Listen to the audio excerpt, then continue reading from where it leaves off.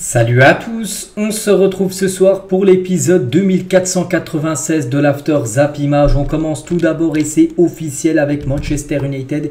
Ils viennent de dévoiler leur nouveau troisième maillot pour cette nouvelle saison. On connaît déjà le maillot domicile extérieur, donc voici le troisième maillot qui est un maillot de couleur blanc avec le sponsor Adidas Tomb Raider. Et on peut voir aussi l'écusson de Manchester est différent par rapport à l'écusson initial bien sûr du club. Donc voilà par exemple le maillot porté par Bruno Fernandes. Donc voilà ce nouveau magnifique maillot des Red Devils. On va prendre la direction cette fois-ci de Milan. On va parler du légendaire stade. Le San Siro ne sera pas détruit. C'est une bonne nouvelle. La commission régionale du patrimoine culturel de Lombardie considère le stade comme un monument d'importance historique. Donc San Siro pourrait néanmoins être modernisé et restructuré pour avoir quelques changements, mais il ne sera pas détruit. Donc là, Milan et l'Inter sont tout de même à la recherche d'un nouveau lieu pour la construction d'un stade aux installations plus modernes. Donc il devrait bien avoir un nouveau stade pour l'AC Milan et l'Inter. Voilà, le San Siro ne sera pas détruit parce qu'initialement il devait être détruit, ce stade mythique du côté de Milan. Tiens, toujours du côté de Milan, on va parler du vice-président de l'Inter Milan. Donc il désigne Lukaku, c'est Javier Zanetti. Donc il a dit: Lukaku nous a trahis, nous sommes très déçus de Lukaku pour ce que l'Inter a fait pour lui. Nous nous attendions à un autre type de comportement en tant que professionnel, mais aussi en tant qu'homme. Personne n'est plus grand que le club, et dans la construction d'une équipe, vous devez toujours considérer que vous mettez au service du vestiaire. Parce qu'un petit rappel, n'oubliez pas que Lukaku ne veut plus jouer du côté de l'équipe de l'Inter, et il aurait aussi soi-disant négocié son transfert, aussi un accord avec d'autres clubs comme l'équipe de la Juventus dans le dos de l'Inter, et c'est pas du tout passé du côté de l'Inter Milan. Et voilà, Javier Zanetti, vice-président bien sûr de cette équipe, désigne, on peut dire, Lukaku qui est actuellement un joueur de Chelsea, parce qu'il appartient à Chelsea, mais on ne sait pas bien sûr ce qu'il va faire, parce que je suis pas sûr qu'il va rester du côté de Chelsea.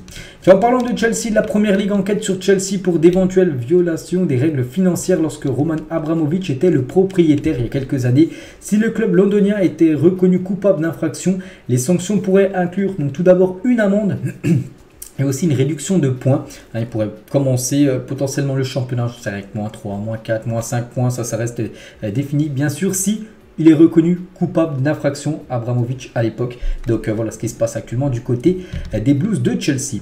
On prend la direction de l'Espagne et c'est officiel, la Golnac Technologie ne sera pas présente une nouvelle fois en Liga cette saison. C'était déjà le cas la saison dernière, et de nouveau il n'y aura pas cette technologie pour dire si le ballon a franchi la ligne à 100% ou non, parce que bon, de temps en temps 95%, même 98% des buts, il n'y a pas de débat, là, le ballon a franchi la ligne, mais de temps en temps, peut-être 2 buts inscrits sur 100, on se pose la question, est-ce que le ballon a franchi 100% la ligne?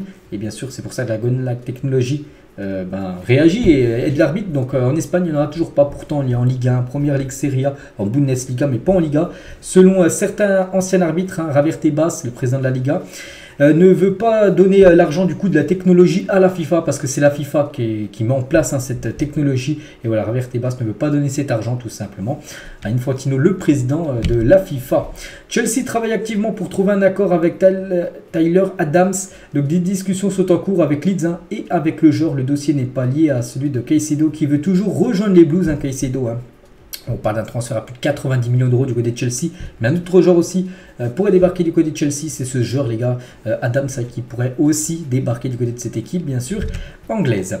Gomis, qui a joué à Al Hilal entre 2018 et 2022, évoque la Saudi Pro League. Il a dit l'argent compte bien sûr, mais les stades étaient déjà pleins avant l'arrivée de Ronaldo, de Benzema, de Mané ou même de Kanté.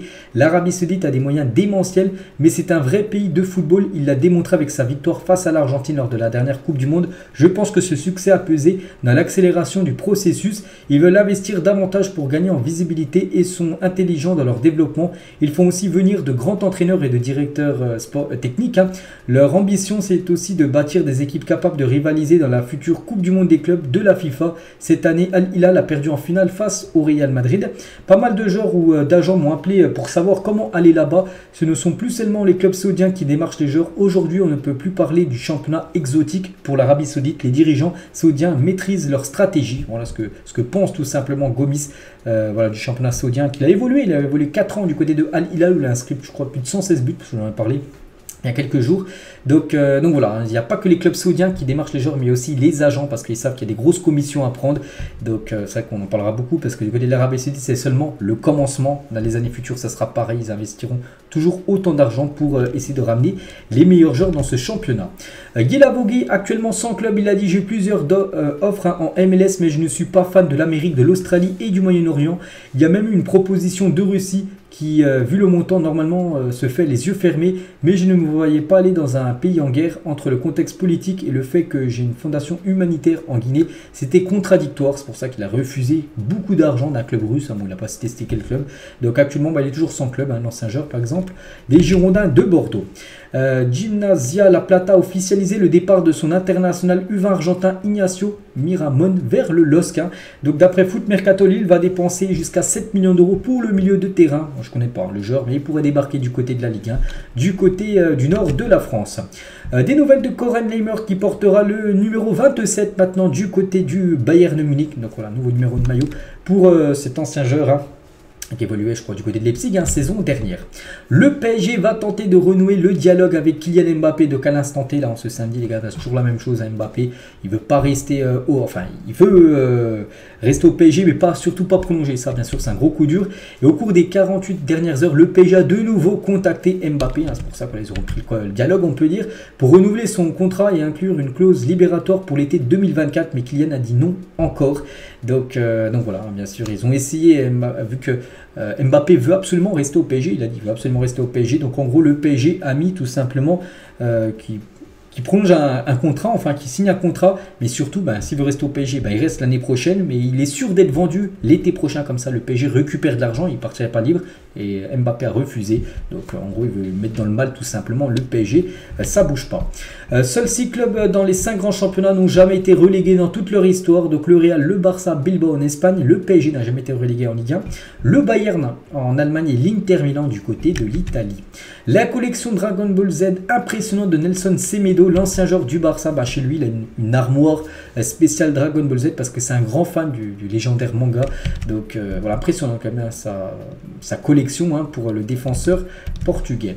Le magnifique tifo des supporters d'Anderlecht face à Anvers, donc il fait référence aux aventures de Tintin et à son célèbre opus Objectif Lune, revisité à la sauce des ultras qui visent les places européennes bien sûr pour cette nouvelle saison du côté du championnat belge. José Mourinho a refusé 2 offres énormes de l'Arabie Saoudite. J'ai reçu 2 offres délicieuses d'Al Hilal et de Al Ali, mais je les ai refusées parce que j'ai décidé de rester à Rome. Il avait donné de toute façon sa parole au président, au joueur, qu'il allait rester au moins une saison à Rome. Si je parle en Arabie Saoudite l'année prochaine, nous verrons. Mais voilà, il reste, c'est sûr, du côté de l'AS Roma après la saison prochaine. Là, ça peut être le départ de José Mourinho et peut-être en Arabie Saoudite. L'arrivée d'un actionnaire minoritaire au Racing Club de Lens pourrait être actée au mois d'août. Si l'arrivée se finalisait avant la fin du mercato, Lens envisagerait quelque chose pas imaginé jusque-là parce que Lens pourrait potentiellement se faire racheter, mais minoritaire, c'est-à-dire moins de 50%, ça peut être maximum 49%, vu que ça serait minoritaire. Et voilà, cet investisseur pourrait mettre de l'argent dans l'équipe de Lens qui pourrait potentiellement encore recruter. Pep Guardiola, Mikel Arteta et Xavi, aujourd'hui entraîneurs de 3 des plus grands clubs du monde. Donc un entraîne City, l'autre Arsenal et l'autre le FC Barcelone. Petite photo des 3 qui est à l'époque du côté de Barcelone. Cette année avec le PSG, les stats d'Edinson Cavani sont hallucinants. 301 matchs du côté de Paris pour 200 buts et 32 passes décisives, pas mal. Décisif sur 232 buts en 301 matchs joués pour le légendaire Cavani. Maintenant il joue du côté de Boca Juniors, il a quitté l'Europe, son ancien club c'était Valence, c'est plutôt mal passé, direction l'Argentine et c'est officiel.